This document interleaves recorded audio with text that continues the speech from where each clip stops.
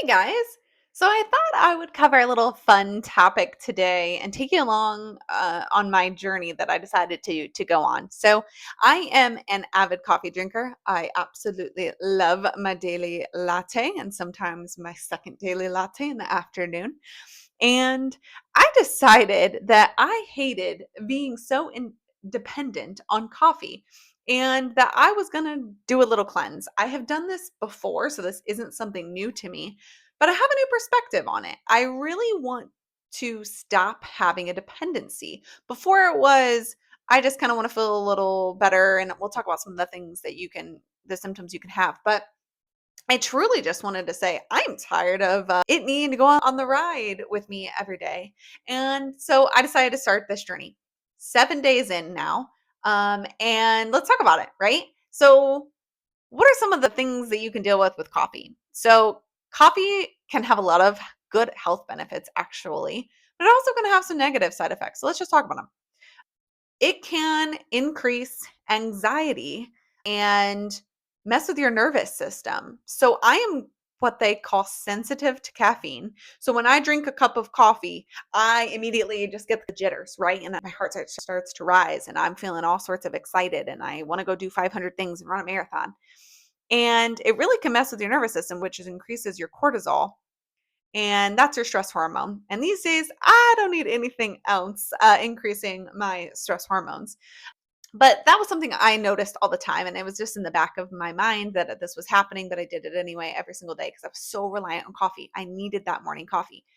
I'm one of those people that I was like, don't talk to me until I've had my cup, right? At work, at the office, at home. When I'm up at 5:30 in the morning with my 2-year-old, I need that cup of coffee within the first 40 minutes of waking up, or I'm not going to have any energy to keep going. So I was super reliant on it and very dependent on it. And it's actually pretty addicting, believe it or not, if you drink it for a long time. I have been drinking coffee every single day for years and years and years. And one of the other things it can do is it can disrupt your sleep. So let's talk about that. So sleeper as a parent, I'm not getting that much sleep as it is, right? I don't need anything else disrupting my sleep. And caffeine, especially in the afternoon, can really impact your sleep and you probably aren't even noticing it, but it really can. It stays in your body for 5 to 7 hours minimum at half life. So what that means is you drink your cup in the morning, 7 hours later, you still have half of that caffeine in your system. It is still not out. And so if you're one of those people like me who was having afternoon coffees, well, then not only do you need 7 hours before it even starts to wear off a little bit, you need 14 hours for it to be out of your system. And so you're really messing up your sleep there. So that's something to note too. I have noticed, again, only 7 days here. This is a fun little journey. First couple of days, I had some really bad headaches. And I have done coffee cold turkey before where I just stopped drinking it. And the headaches were so intense. And I could barely lift my head and focus and go to work every day. And so I learned my lesson. So this time I actually am replacing my daily coffee with a morning matcha. I'm not having anything in the afternoon whatsoever with caffeine. But in the morning, I am having a matcha, morning matcha. And that has half of the caffeine of a cup of coffee. And it's not as stimulating as coffee is. So coffee hits pretty quickly. And again, you get that burst of energy. Green tea, matcha, has a much more delayed effect because of the L-theanine that's in it. So it's not impacting me as much. And I have noticed my sleep is getting so much better. And I'm already starting to feel better. I'm still getting that afternoon crash that has not gone away, guys. It's still there. So do give it some time if you decide to go on this journey with me.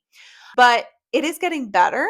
And I try and be a morning person. I have to be in the office at a certain time in the morning. I have to get my son off to daycare. So the earlier I get up, the more I can accomplish at the beginning of my day, which for a type A person, knocking things off the list is a win situation. I was having the hardest time getting up by 6 a.m. I was dragging, I was hitting my snooze button 5 different times. And now I'm almost naturally waking up at 5:20 in the morning before my alarm goes off. And it's amazing. And I never thought that just quitting coffee for a week would really make that much difference. And it really has.